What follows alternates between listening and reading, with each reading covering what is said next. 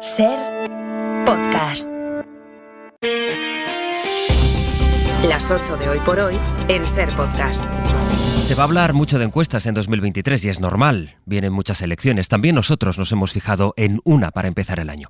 En el barómetro sobre la sanidad, cuyo desgaste se mide en listas de espera, en jornadas que no se acaban, en protestas de sanitarios, pero también en datos como este.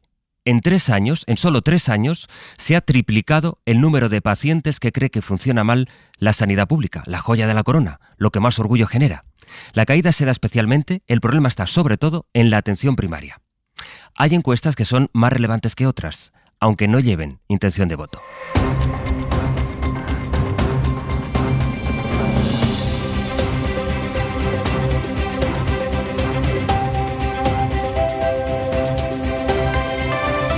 En la cadena SER, Hoy por Hoy, con José Luis Sastre. Hola, buenos días. Que si nosotros habitualmente tenemos una demanda que llega hasta los 45-55 pacientes, eso significa que ya estamos haciendo horas extra todos los días. Entonces, no es sostenible que yo haga horas extra todos los días de mi vida hasta que me jubile. La sensación con la que salimos, yo creo que es de una frustración tremenda. El CIS va publicando estos barómetros de los que hoy, para empezar, hemos hecho balance, que dan una fotografía precisa de cómo los ciudadanos aprueban, porque esa es la nota, aprueban la sanidad pública de este país, pero constatan cómo a raíz de la pandemia y la saturación de los servicios se ha ido degradando la calidad del sistema. Teresa Rubio. Desde 2019 se ha multiplicado por 3 el porcentaje de ciudadanos que cree que la sanidad funciona mal y necesita cambios profundos, y ha caído en 15 puntos los que piensan que funciona bien. Baja a un 6,2 la nota sobre el nivel de satisfacción de la población. No se obtenía una calificación tan baja desde el año 2005, y desciende también la valoración positiva en la atención recibida. Baja en todos los niveles asistenciales, pero sobre todo en primaria, que pierde 5 puntos. Si nos centramos en las preguntas que realiza el barómetro en este primer nivel asistencial, aumenta, por ejemplo, del 12 al 17% el porcentaje de personas a las que el médico no les dio la oportunidad de preguntar o plantear una preocupación sobre su estado de salud. Aunque ninguno suspende, de todos los servicios, el mejor valorado es el de las urgencias extrahospitalarias, el 061 y el 112, con un notable. Hemos preguntado al portavoz de las asociaciones en defensa de la sanidad pública, Marciano Sánchez Baile. Los presupuestos sanitarios, tanto a nivel del gobierno como a nivel de las distintas comunidades autónomas para 2021, 2022 y los que se acaban de aprobar para 2023, no reflejan que la sanidad pública sea una prioridad importante para las administraciones públicas, y aunque se han producido algunos aumentos, estos aumentos han sido muy modestos y claramente insuficientes para mejorar la situación. Viene un año electoral, decíamos, y ayer en El Abierto ya nos formulábamos esta pregunta. El voto de los ciudadanos en este maratón electoral que tenemos por delante, con autonómicas, con municipales, con generales, ese voto, ¿qué lo va a decidir? ¿Qué van a preguntar las encuestas? ¿Van a ser los servicios públicos? ¿Será lo ideológico, lo identitario, lo económico? La economía se libra básicamente en 2 claves, que son la inflación y el paro. Empecemos por ahí, en el paro, que va a ser noticia, la noticia de hecho de hoy. A las 9 se publicará la cifra con la que acabó 2022. Javier Ruiz, buenos días. Buenos días. Diciembre es el mes de las contrataciones de cara a la temporada navideña. Así que el dato de paro sirve no solo para medir la contratación, sino sobre todo la temperatura de la economía. El año pasado, 76.782 personas salieron de las listas del desempleo en estas fechas, y hubo mucha contratación. Una cifra menor a la media significa que la economía se está ralentizando y con ella la creación de empleo. Claves: 2 sectores: sector servicios, especialmente hostelería, y comercio. Esos son los termómetros que sirven para medir también el consumo. En términos anuales, la cifra es indudablemente buena. Casi 500.000 de personas han encontrado empleo este año, pero la clave es medir la economía en los últimos meses. Así que una cifra positiva en este mes no es suficiente, es necesario además que sea contundente. Pues a las 9 comprobaremos si esa cifra tiene o no esa contundencia como para sacar conclusiones, porque el paro mide la economía igual que lo hace traduce la inflación, el otro gran indicador de este momento. Ya fuimos comprobando ayer que el impacto de la bajada del IVA en los productos básicos no va a ser inmediato en los precios. No lo fue, por lo menos en las primeras horas, y las grandes patronales insisten ahora en que no todo pasa por esa rebaja fiscal que, por cierto, ellos reclamaban. Sira Valdés. La rebaja del IVA de los productos básicos es una medida positiva que se deja notar ligeramente ya en la cesta de la compra, pero para poder asegurar que los precios no volverán a subir, defiende la gran distribución, también tienen que bajar los costes. José María Bonmatí es director general de AECOC. Nosotros estamos en una situación un poco atípica. Tenemos una fuerte inflación, que es una inflación de costes, una inflación y un shock de oferta, y por lo tanto no se debe a que haya una gran demanda de productos que tire los precios hacia arriba, sino que los componentes fundamentales del coste de los productos, las materias primas, la energía, etcétera, han subido de una forma muy importante. En la medida en que eso se relaje, pues será más fácil que los precios se moderen. En cualquier caso, la reducción del IVA ya se ha aplicado en las grandes superficies, explican las patronales del sector, también en comercios más pequeños como las panaderías, pero para que se note, si se llega a notar en la hostelería, hará falta mucho más tiempo. Ayer a esta hora íbamos al centro de Madrid para saber si en las cafeterías, en las panaderías, se notaba la bajada de precios, y no se notaba con el argumento de que era todavía primera hora. Así que vamos a repetir el ejercicio hasta ahora. Karim Agarbi ha vuelto a esos mismos establecimientos. Hola Karim, buenos días. Buenos días, Sastre. ¿Cambia hoy la cosa? Bueno, aquí por ahora es un día normal en cuanto al trabajo, están las máquinas amasando, todos los hornos funcionando y un calentito olor a pan recién hecho que se siente un par de calles antes de llegar.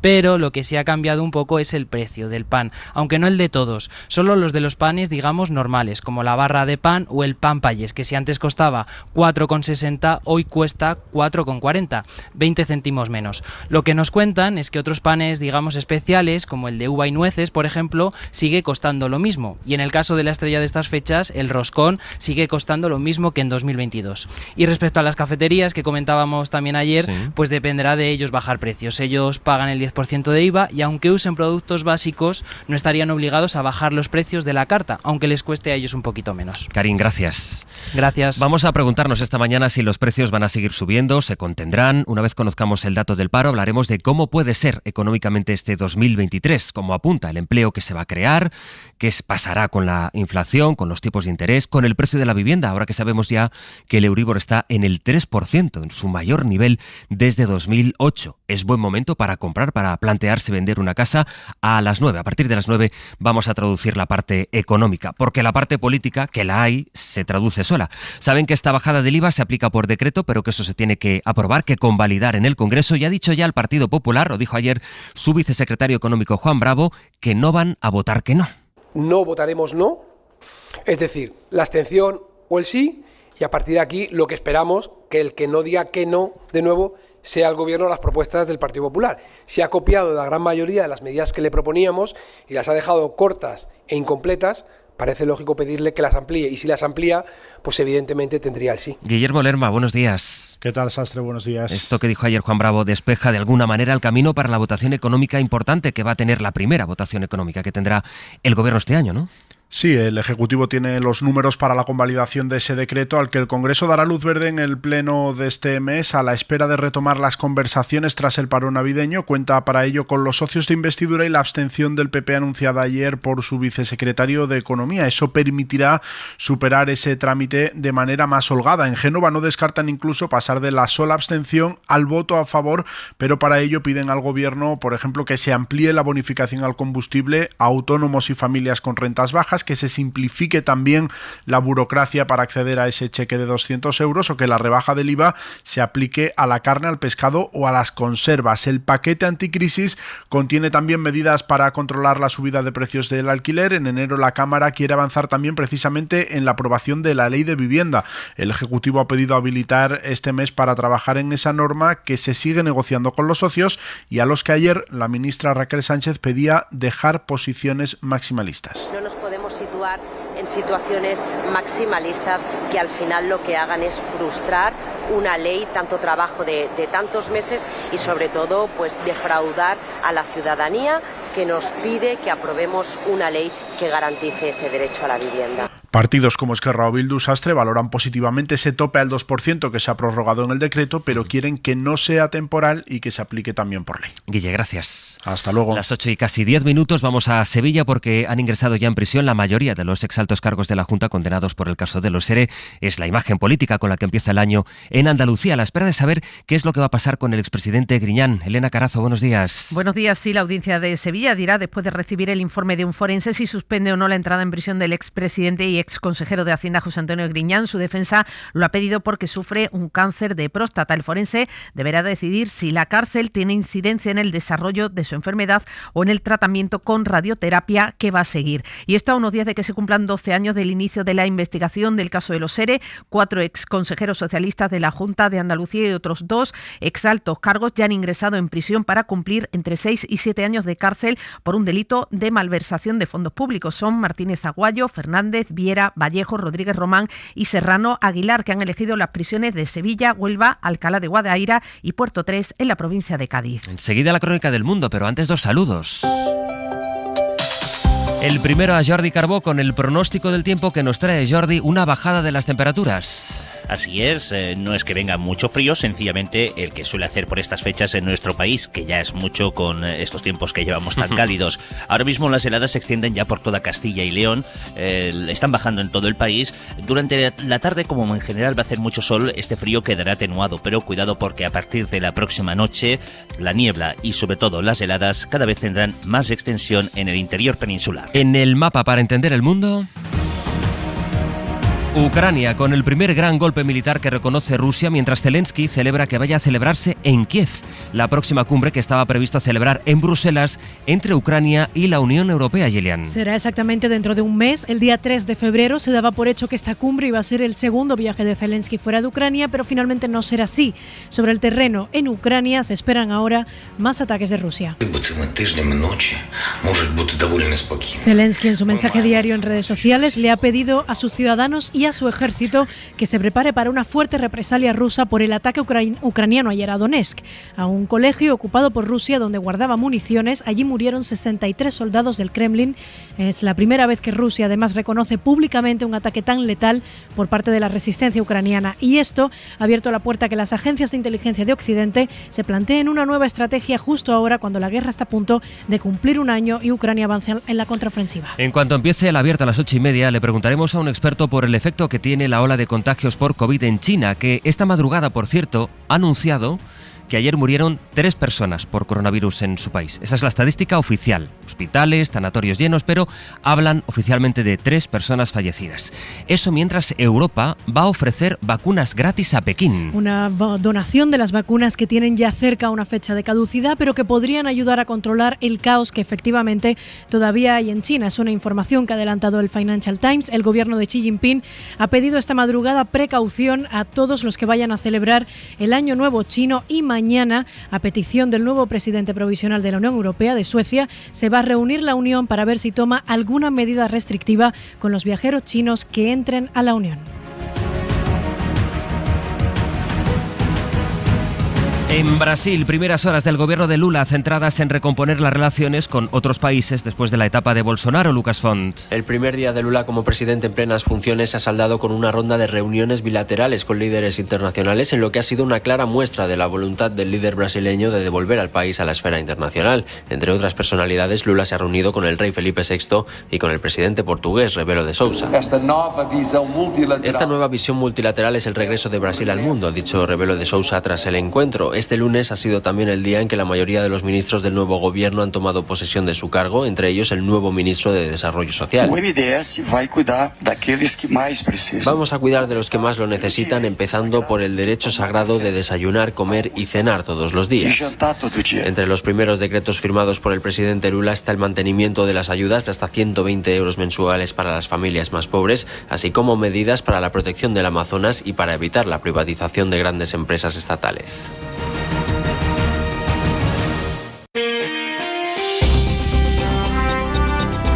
Ser podcast. Entre las noticias del día tiene que estar el avance que ha conseguido un grupo de científicos españoles que han logrado resucitar proteínas que existieron hace millones de años. Es un hallazgo muy importante porque allana el camino para editar genéticamente un organismo humano. Se abren además nuevas vías para curar enfermedades como el cáncer o el Alzheimer. De hecho, estos investigadores han logrado ya corregir el albinismo de células humanas. Javier Gregori. Este avance científico liderado por España ha hecho ya posible disponer en los laboratorios de herramientas de edición genética más flexibles, como la llamada CRISPR, y esto crea ya nuevas vías para el tratamiento futuro de enfermedades graves como el cáncer o la diabetes. De hecho, estos investigadores españoles ya han logrado corregir el albinismo de células humanas reformando su ADN con este CRISPR mejorado. En concreto, este grupo de investigación internacional ha logrado por primera vez revivir proteínas de microbios muy antiguos que vivieron hace 2.600 millones de años en la Tierra y que ya no existen. El objetivo era poder utilizar y analizar su sistema de edición de genes para poder así curar enfermedades que afectan ahora a los seres humanos. En Roma, este es el sonido en directo de la Plaza de San Pedro, amanecido ya en la ciudad. Llegan las primeras personas, abierto a las 7 de la mañana, la capilla ardiente de Benedicto XVI, por donde ayer pasaron 65.000 personas, superando las previsiones que tenía el Vaticano, que ahora está preparando ya el funeral. Será el jueves, pasado mañana, y va a reunir a los principales mandatarios del mundo. Joan Solés. Pasado mañana jueves volverá a repetirse el ritual fúnebre, la ceremonia barroca de entierro de quien fue pontífice. Se estima que 65.000 personas en la Plaza de San Pedro, con decenas de cardenales, obispos y sacerdotes a ambos lados de la escalinata de la Basílica y millares de asistentes más en las calles próximas, despedirán a Benedicto, el primer papa en renunciar en los últimos 5 siglos. En esta ocasión sin precedentes será otro papa, el actual, Francisco, quien pronunciará la homilía con toda seguridad elogiosa sobre la figura del finado. Así fue en el 2005 en el funeral de Juan Pablo II. En aquella ocasión el orador fue precisamente Ratzinger, cardenal prefecto de la Congregación para la Doctrina de la Fe, equivalente al Ministerio del Interior del Vaticano, conocido entonces en los ambientes romanos como el Gran Inquisidor, y cuyo protagonismo fue determinante en la elección en el cónclave 10 días más tarde. En 10 minutos empieza el tiempo del abierto. Y hoy compartimos la mesa de análisis con Eduardo Madina, con Cristina Monge e Ignacio Escolar. Para no perderte ningún episodio, síguenos en la aplicación o la web de la SER, Podium Podcast o tu plataforma de audio favorita. Cadena SER. La radio.